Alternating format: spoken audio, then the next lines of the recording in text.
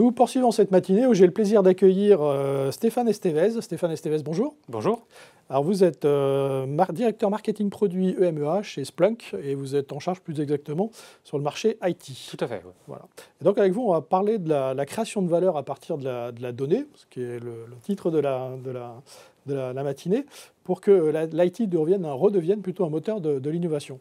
Alors peut-être première question, c'est vrai qu'aujourd'hui on a la sensation que l'IT en général est devenue un petit peu plus compliquée et qui est pas nécessairement au centre de l'innovation et que finalement elle se concentre que sur l'interne. Est-ce que c'est encore vrai aujourd'hui ? Alors oui, parce qu'en fait jusqu'à maintenant, c'est vrai que l'IT a souvent été vu comme une espèce d'empêcheur de tourner en rond. C'est-à-dire qu'on leur demandait, puis on avait une réponse qui était souvent non. Mais ça a changé, mais ça s'est un petit peu accéléré, puisqu'on passe d'une situation où en fait l'IT avait un certain nombre de contraintes. Ils ont toujours d'ailleurs une dette technique, du legacy avec lequel il faut faire, des budgets qui sont serrés, etc. Et de plus en plus, avec l'adoption du DevOps, l'attention a shifté, on va dire. Je suis désolé, j'utilise parfois un peu d'anglicisme, mais a bougé de l'IT vers les équipes de développement, la partie applicative, et de plus en plus vers la partie métier. D'autant plus qu'en fait, les métiers ont une certaine autonomie dans leur choix informatique. Et du coup, on a cette perte de confiance, puisqu'on s'éloigne de l'IT entre le métier et les équipes informatiques. Et même avant la situation actuelle qu'on connaît tous de la pandémie, il y a une étude que je trouve assez intéressante de PwC, ça fait plus de 20 ans qu'ils font ça en marge du World Economic Forum, auprès des PDG. Et en 2019, donc juste avant la situation actuelle, déjà il y avait un besoin de se recentrer sur son métier. Et la première problématique des PDG européens était d'améliorer l'efficacité opérationnelle. Et ça, on sait que ça passe par la data. Le problème, c'est qu'ils ont aussi une perte de confiance dans la data elle-même, puisque la même étude fait ressortir que 50% des PDG n'ont pas de confiance dans la donnée qui leur est fournie. 51% disent qu'en plus elle est silotée, c'est-à-dire que chaque équipe fournit une vision, mais il n'y a pas de corrélation. Et 54% estiment en plus que leurs équipes n'ont pas forcément les compétences analytiques nécessaires. Donc on se retrouve dans une situation où finalement l'innovation, etc., dépend beaucoup de la donnée, mais cette donnée, on n'a pas forcément confiance en elle.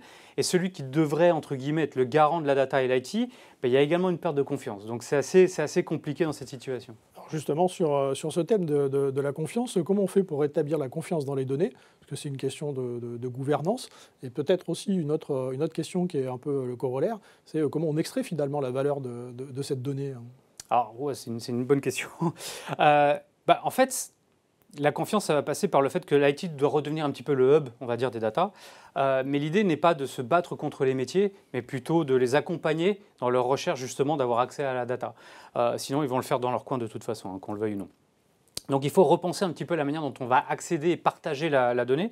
C'est un peu comme la masse monétaire. Si j'ai 100 €, je vous le donne, je vais créer 200 de valeur. C'est un peu l'idée. C'est-à-dire que la même donnée, plus elle circule, plus elle va créer de la valeur. Et c'est comme ça qu'on va aussi améliorer la notion de confiance vis-à-vis de la data. Il y a aujourd'hui une nécessité pour remettre au goût du jour les fameuses plateformes de données. Ça avait plein de noms avant, des data lakes, du big data, parfois avec des connotations un peu négatives. Mais aujourd'hui, ça devient vraiment une nécessité. Il faut casser ces fameux silos, faire en sorte que la donnée soit accessible à tous. Par contre, essayer de la structurer, c'est ce que beaucoup de gens ont fait, et c'est pour ça qu'il y a eu une image négative dans le passé, mais ce n'est plus le cas. Essayer de la structurer, c'est une bataille qui est perdue d'avance. Parce que tout simplement, à partir du moment où vous structurez la donnée, vous perdez votre capacité à poser des questions à la data. Parce que vous êtes obligé, quand vous structurez une donnée, vous avez déjà en tête la question que vous allez poser. Or, quand vous investiguez pour des besoins de traitement d'un incident ou pour un besoin d'innovation, on ne connaît pas encore les questions d'avance.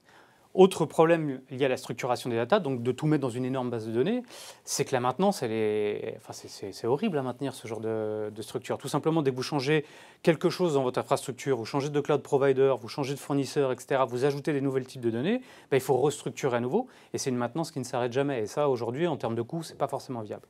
Donc il existe des solutions qui ne structurent pas forcément la data, qui vont l'indexer, qui vont se connecter à ces fameux silos. Les silos existent, mais il y avait une bonne raison. Chaque équipe a besoin de ses propres données pour travailler. L'idée maintenant, c'est d'en sortir. Donc, c'est d'être capable d'indexer ces données sans avoir à les structurer. En fait, la structuration se fait à la volée, au moment où je pose les questions. Donc, du coup, la limite, ça devient ma créativité, donc ma capacité à poser la bonne question, puisque maintenant, j'ai accès aux data. Et ça ça renforce un peu ce concept assez récent du Gartner, où tout le monde va devenir ce qu'on appelle un citizen data scientist. Où en fait, c'est vrai que la plupart des collaborateurs aujourd'hui ont envie d'accéder à la donnée, puisqu'ils savent que finalement, l'innovation part de la data, mais ils n'ont pas forcément les outils. Enfin, ils n'avaient pas jusqu'à maintenant les outils, puisqu'aujourd'hui, il y a ces fameuses plateformes de data disponibles qui permettent d'y avoir accès. Et donc justement, ces plateformes, ou en tout cas ces outils, est-ce que vous avez des exemples de clients qui les utilisent et sur quel type de données ou quel type d'usage? Alors, les usages sont extrêmement variés, puisque aujourd'hui, tout est data. D'une montre connectée à une éolienne, en passant par un véhicule ou une application, des containers dans le cloud, peu importe, tout ça finit par être des 0 et des 1.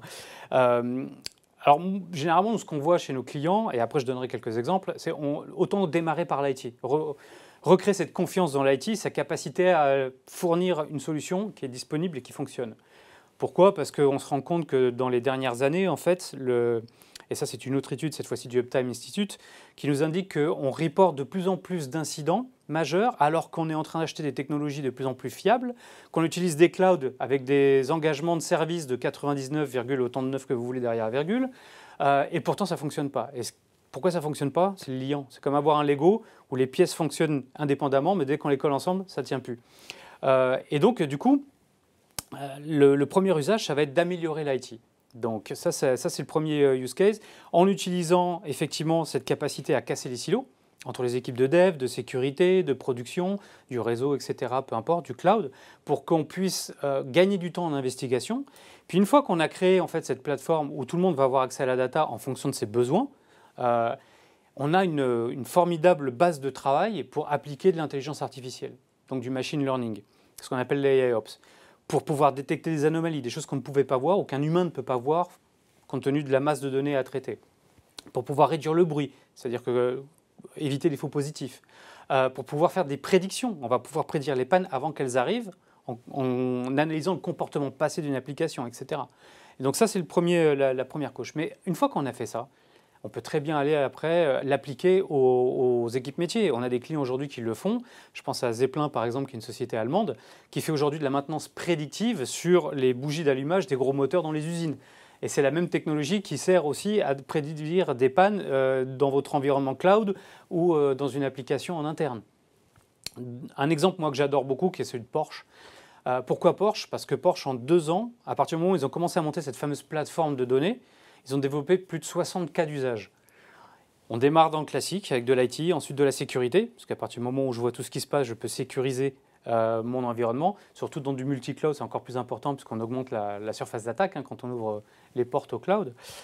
Mais ils ont très vite basculé vers l'industrie 4.0, donc pouvoir superviser la fabrication des véhicules. Et ils utilisent depuis peu ce type de plateforme de données avec de l'intelligence artificielle pour, par exemple, pour la nouvelle Taycan, donc la nouvelle Porsche électrique, pouvoir prédire à quel endroit on va installer les bornes de recharge grâce à l'intelligence artificielle en fonction de différents paramètres. Donc ça, c'est des exemples que je trouve assez intéressants. Après, il y en a plein. Il y a AIB, qui est une banque irlandaise, qui aujourd'hui est capable de prédire une panne informatique sur les transactions de paiement. Donc je vous laisse imaginer l'impact pour une banque, à plus de 3h30 d'avance. Donc 3h30, ça nous laisse beaucoup de temps pour faire en sorte que le business ne soit pas impacté. Et là, du coup, on gagne énormément de confiance au niveau de l'IT. Ou l'Eidos, qui est une grosse société d'informatique, mais qui a plein d'activités également dans la défense, etc., qui a réduit le nombre de tickets d'incidents journaliers, parce que c'est quand même une grosse structure, de 5000 à 50. Rien que en corrélant les informations dans une plateforme de données et en appliquant du machine learning par la suite, comme je vous le disais dans l'étape suivante. Voilà quelques exemples que j'ai en tête. Stéphane Estevez, merci beaucoup. En tout cas, je pense que les DSI seront assez sensibles à votre message, en tout cas fort, qui est de reprendre confiance, ou en tout cas redonner confiance à l'IT, notamment vis-à-vis des données. Stéphane Estevez, merci beaucoup. Et nous poursuivons cette matinée.